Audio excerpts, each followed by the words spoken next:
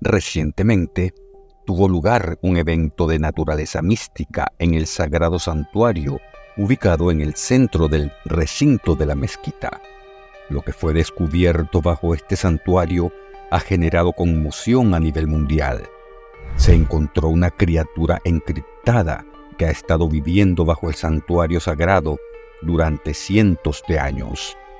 La razón por la cual esta criatura ha decidido manifestarse aún no ha sido explicada. Surge la incógnita sobre la naturaleza de esta extraña criatura y si su aparición es un acto divino que indica la cercanía del fin.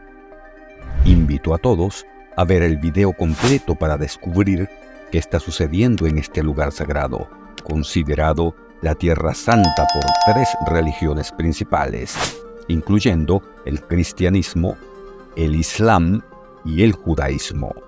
Jerusalén, como el primer lugar para millones de creyentes religiosos diariamente, alberga el Sagrado Corazón de la ciudad, la cúpula de la roca, que corona el monte del templo en el casco antiguo de la ciudad.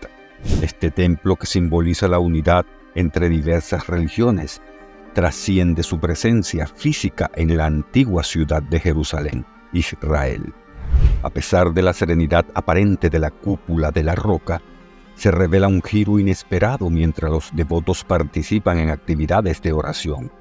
De repente, serpientes emergen desde debajo del templo, sumiendo la escena en el caos y provocando miedo entre los fieles. El entorno, una vez pacífico, se transforma en una escena de agitación. La yuxtaposición de los rituales sagrados con la repentina intrusión de peligro crea una atmósfera realista, dejando a los presentes en un estado de miedo y alarma. Este incidente destaca la imprevisibilidad que puede alterar la tranquilidad incluso en los lugares más sagrados, revelando un aspecto inesperado de este venerado espectáculo. El evento ha despertado la preocupación de las personas sobre el significado detrás de este fenómeno anormal. Las serpientes desempeñan un papel innegable tanto en la Biblia como en el Corán, sugiriendo que posiblemente sean un designio divino. En las Escrituras, la serpiente se erige como un símbolo universal y complejo que abarca una amplia gama de significados. Su simbolismo incluye temas relacionados con la muerte, la destrucción y el mal, proyectando una esencia penetrante sin extremidades que aprovecha los miedos primarios. Además, la serpiente puede encarnar el concepto de veneno, ya sea de manera literal o metafórica. Este simbolismo multifacético trasciende las fronteras culturales y se entrelaza en mitologías y narrativas religiosas de todo el mundo. Ya sea percibida como un presagio de fatalidad o una metáfora de peligros ocultos, las complejidades asociadas con las serpientes resaltan su profundo significado. Sin embargo, según Génesis 3, se revela que la serpiente en el contexto de la Biblia representa a Satanás. Este aparece como una serpiente que engañó a Adán y Eva, haciéndoles creer que era la serpiente quien les hablaba, a pesar de que las serpientes no tienen la capacidad de hablar, según Apocalipsis 12, 9 y 22. El simbolismo de la serpiente, cargado de dualidades, encapsula un rico tapiz de significados. Aunque complicado, se asocia con nociones de muerte, destrucción y malevolencia. Su complejidad se extiende para abarcar atributos positivos en diversos contextos culturales y mitológicos. En el cristianismo, la serpiente asume un papel fundamental en la narrativa de la tentación y caída en el jardín del Edén. Paradójicamente, en las enseñanzas de Jesús y la profecía del regreso, el simbolismo de la serpiente experimenta un cambio profundo, convirtiéndose en una metáfora de curación, redención y la promesa de renovación. Este cambio en el simbolismo de la serpiente en el contexto cristiano puede resultar desconcertante. Sin embargo, se enfatiza que incluso si Satanás se manifiesta en este mundo, la promesa es que Jesucristo regresará para salvar a sus seguidores y a la tierra. La inminente confrontación entre Jesucristo y Satanás representa un conflicto espiritual que requiere la participación activa de los creyentes. Se insta a los seguidores de Jesús a contribuir a esta lucha, simbólicamente eliminando las serpientes escondidas bajo el santo santuario. Este acto se percibe como un esfuerzo colectivo para aliviar las cargas sobre los hombros de Dios, llamando a los creyentes a participar en la guerra espiritual y destacando el concepto de responsabilidad compartida en la lucha contra las fuerzas del mal. En este contexto, los creyentes se consideran participantes esenciales en la lucha divina para inaugurar un reino de bondad y triunfo. En relación a las fuerzas de la oscuridad, se considera que el Señor Jesús es el destructor de serpientes y dragones. Se espera que, cuando establezca su reino en este mundo, toda la creación, incluyendo a las serpientes, sea restaurada a un estado inofensivo. Se visualiza un escenario en el que los niños podrán jugar cerca de guaridas de serpientes y acceder a nidos de víboras sin temor, ya que no causarán daño ni destrucción en la montaña santa. Según la profecía de Isaías 18:9, este restablecimiento se relaciona con la plenitud del conocimiento del Señor, que cubrirá la tierra como las aguas cubren el mar. Jesús, además de dar señales en la antigua ciudad de Jerusalén, ha ofrecido advertencias sobre eventos futuros. Una de estas señales ocurrió en la Kaaba, un lugar sagrado para los musulmanes, donde se relata la aparición de una serpiente gigantesca durante la peregrinación del Hajj, generando terror e incertidumbre entre los peregrinos musulmanes. A través de este evento, Jesucristo indica la necesidad de que el Islam, el cristianismo y el judaísmo se unan para enfrentar desafíos venideros. Sin embargo, los musulmanes ignoraron la señal debido a que no consideran a Jesús como un Dios, sino como un profeta. Jesús también advierte sobre la llegada del anticristo, que se presenta como el polo opuesto y adversario de Cristo. Según la tradición cristiana, el anticristo gobernará de manera terrible antes del juicio final. El término anticristo apareció inicialmente en las cartas de Juan, y los manuscritos medievales detallan la vida y el gobierno del anticristo a lo largo de 2 milenios, atribuyéndose a varios individuos y grupos. En este contexto se menciona a un hombre llamado Rabino Shlomo Yehuda, a quien algunos consideran Elías o el Mesías, aunque ha causado revuelo al memorizar importantes textos judíos. Su figura genera discrepancias incluso dentro de su propia secta, y la mayoría de los israelíes no lo conocen. La concepción cristiana del anticristo se basa en tradiciones judías, especialmente en el libro de Daniel de la Biblia hebrea, que predice la llegada de un perseguidor final. Sin embargo, algunos eruditos sugieren que el autor de Daniel se refería al gobernante helenístico Antíoco Epífanes, aunque no lo nombrara directamente, permitiendo a lectores posteriores aplicar la predicción a cualquier perseguidor. Los primeros seguidores del cristianismo aplicaron la noción del anticristo a los emperadores romanos que perseguían activamente a la iglesia, especialmente a figuras como Nerón, quien reinó desde el año 54 hasta el 68. Los 4 textos del Nuevo Testamento que contribuyeron a fortalecer la creencia cristiana en el anticristo fueron las 2 primeras epístolas de Juan, el Apocalipsis y la segunda carta de Pablo a los tesalonicenses. Los 3 primeros escritos se llevaron a cabo aproximadamente al final del primer siglo después de Cristo. La última obra fue redactada por el apóstol San Pablo poco después del año 50, o por uno de sus discípulos cercanos, unos 20 o 30 años después. Aunque ni la carta a los tesalonicenses ni el Apocalipsis utilizan específicamente el término anticristo, ambas obras hacen referencia a un perseguidor futuro. aparentemente la misma figura mencionada en la primera epístola de Juan. Esta primera epístola de Juan establece una distinción crucial entre el anticristo que vendrá en el futuro y los muchos anticristos que ya están activos en el mundo en este momento. Esta distinción no solo permitiría a los creyentes desaprobar a sus contemporáneos al llamarlos anticristos, sin identificar a un solo individuo como el anticristo, sino que también les permitiría reconocer al cuerpo del anticristo como una colectividad presente destinada a triunfar en el futuro. A pesar de esta distinción, los primeros cristianos solían enfocarse en la venida de un gran anticristo único. El Apocalipsis de Juan lo describe como la bestia del abismo, Apocalipsis 11:7, y la bestia del mar, Apocalipsis 13:1. En el relato más detallado de su aparición en la segunda carta a los Tesalonicenses 2:1-12, se le menciona como el hombre de pecado y el hijo de perdición.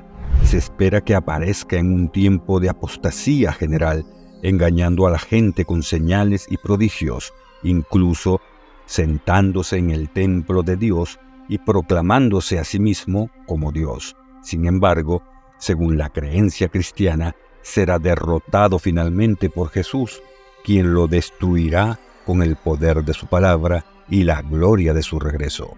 El mismo Donald Trump acaba de hablar sobre el inminente suceso del rapto.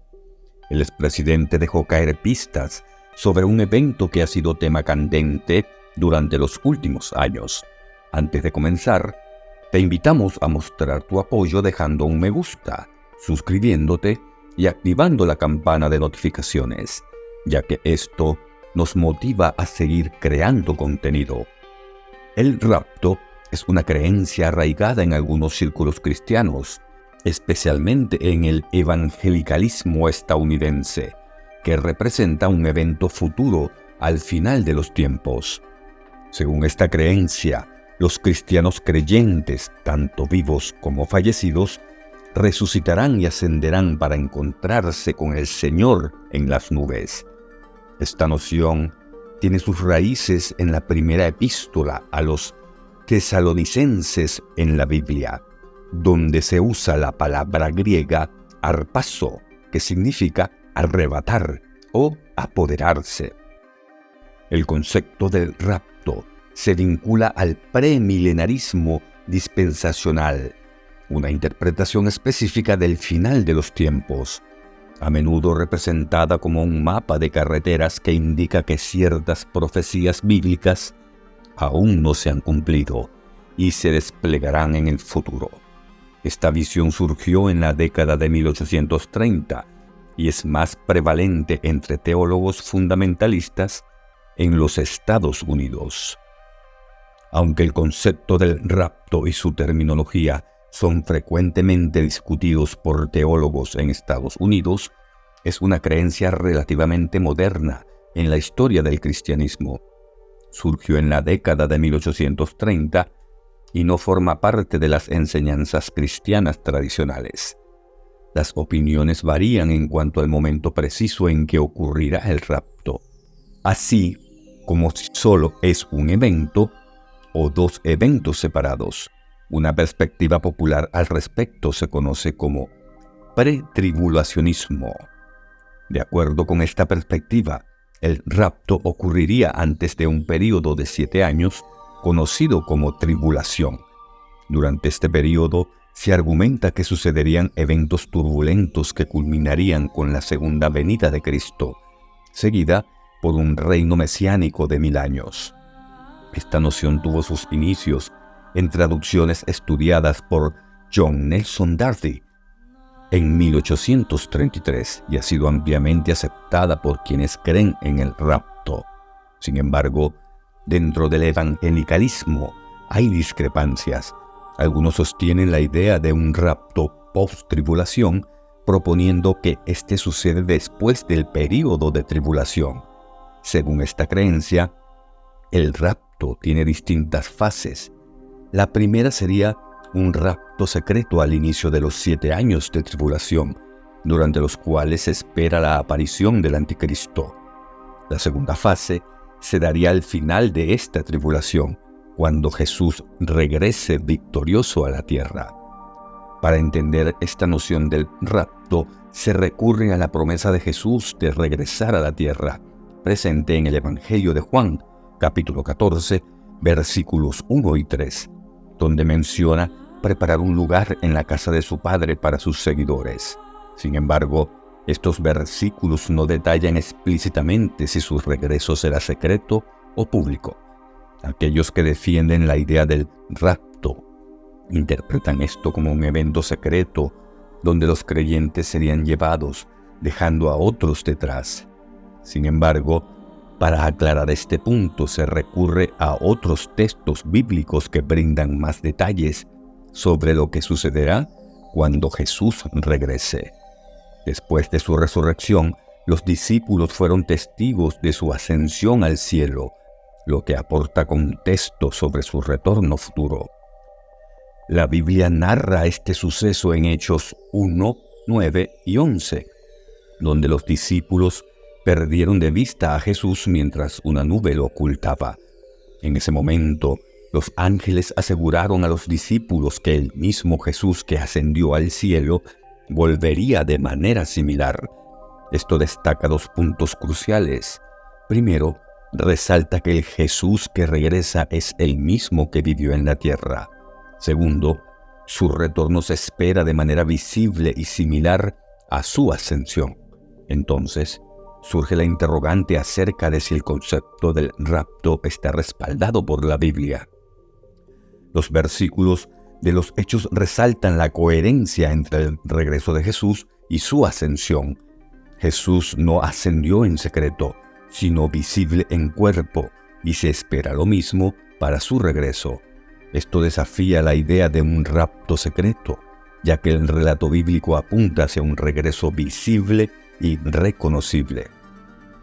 Al adentrarnos más en las Escrituras, otro texto crucial, Apocalipsis 1:7, enfatiza que cuando Jesús regrese, todos en la tierra serán testigos de su llegada, lo que contrasta con la noción de un retorno secreto. Mateo 24:27 también destaca la visibilidad de su retorno, comparándolo con un relámpago que ilumina todo el cielo. Varias referencias bíblicas describen claramente la magnificencia del regreso de Jesús. Por ejemplo, Mateo 16:27 predice su venida en gloria acompañado por los ángeles celestiales, mientras que 1 Tesalonicenses 4:16-17 prevé su regreso con el grito del arcángel y la trompeta de Dios. Apocalipsis 6:14-17 describe una escena donde los malvados ven venir a Jesús, lo que desencadena clamores desesperados a las rocas y montañas para que los protejan de su presencia. Apocalipsis 19:11-16 también arroja luz sobre su gloriosa llegada. Estas referencias bíblicas ilustran claramente la magnitud y la visibilidad del retorno de Jesús, desafiando así la idea de una segunda venida secreta. Los relatos que describen a Jesús como el glorioso Rey Supremo, liderando legiones celestiales, colectivamente descartan la idea de un regreso encubierto. Más bien, pintan un evento majestuoso que será visible para todos. La imagen de ángeles clamando y trompetas sonando sugieren un regreso público e inspirador de Jesús. En contraste, la referencia en 2 Pedro 3:10, que compara el día del Señor con un ladrón en la noche, requiere una comprensión precisa. Esta analogía no implica un rapto secreto de los salvados, sino un acontecimiento que resonará con gran estrépito, lejos de ser encubierto. Además, 1 Tesalonicenses 5:4-6 brinda una perspectiva adicional. La llegada de Jesús como ladrón en la noche sorprenderá únicamente a aquellos que no forman parte de su pueblo, quienes se identifican como hijos de la luz y del día. Estos individuos están llamados a mantenerse alerta y sobrios, dejando en claro que lo inesperado radica en la falta de preparación de aquellos que no pertenecen, no en una llegada oculta. ¿Qué señales apuntan a que el rapto está a punto de suceder? Según las enseñanzas de Jesús, específicamente en Mateo 24, versículos 5 al 8, encontramos pistas cruciales que sugieren la cercanía del fin de los tiempos. Este pasaje se asemeja a un mapa que revela indicadores esenciales como la aparición de falsos mesías, conflictos bélicos, hambrunas y desastres naturales. Estos sucesos indican el comienzo de eventos importantes. No obstante, es vital comprender que estos eventos son similares a dolores de parto, no el desenlace definitivo. Esto nos insta a mantenernos alerta y a distinguir entre múltiples situaciones. La importancia de la nación de Israel destaca como una señal primordial. Su restauración como Estado independiente en 1948, después de siglos de dispersión, se alinea con profecías bíblicas. Las escrituras escatológicas como Daniel 10:14, 11:41 y Apocalipsis 11:8 subrayan el rol fundamental de Israel en el escenario profético. La identidad de Israel como nación se deriva de la promesa de Dios a Abraham en Génesis 17:8, asegurando a Abraham la posesión eterna de Canaán. Profetas como Ezequiel anticiparon el renacimiento físico y espiritual de Israel en Ezequiel 37. La existencia de Israel en su tierra ancestral es un componente crucial en las profecías del fin de los tiempos. Otra señal notable es la aparición de falsos mesías. Cuando los discípulos de Jesús le preguntaron sobre su venida, no estaban buscando el fin del mundo, sino que entender cuándo tomaría el control y reinaría. Mateo 24. Jesús advierte sobre la aparición de falsos cristos, quienes afirmarán ser el Mesías y engañarán a muchos. La razón detrás de este engaño se expone en Mateo 24:24, indicando que los falsos cristos y profetas realizarán señales y prodigios notables por el poder de Satanás. Esto sirve como una advertencia, aunque los milagros puedan acontecer. La verdadera fe no debe fundamentarse únicamente en ellos. Donald Trump, expresidente de Estados Unidos, se dirigió recientemente a los cristianos, resaltando la relevancia de Jesucristo en el concepto del rapto.